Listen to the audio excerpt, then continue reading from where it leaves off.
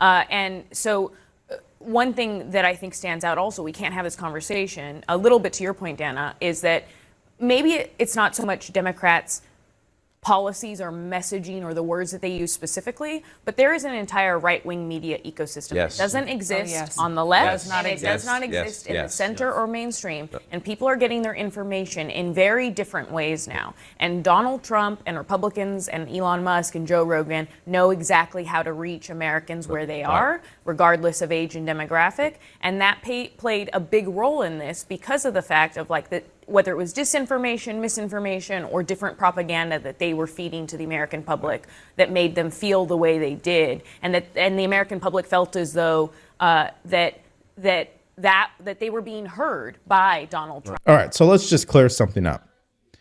When you're watching this video right now, I'm not making you feel the way that you do. You already feel the way that you do. You happen to just be listening to someone who understands the way that you feel. There's a difference in what she was saying and what I just said.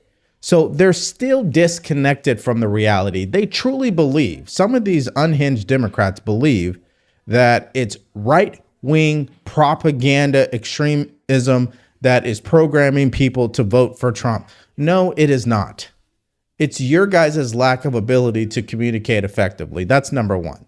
Number two, it's the pure gaslighting from the media, who has been proven wrong time and time again on serious issues like the Hunter Biden laptop story. So the media has no more credibility in all this. So don't blame these independent creators or Joe Rogan or people who have an open mind to go seek the truth out for themselves and report on it. Don't blame them. Blame yourselves for thinking you're too good to report the truth because you're so obsessed with Trump.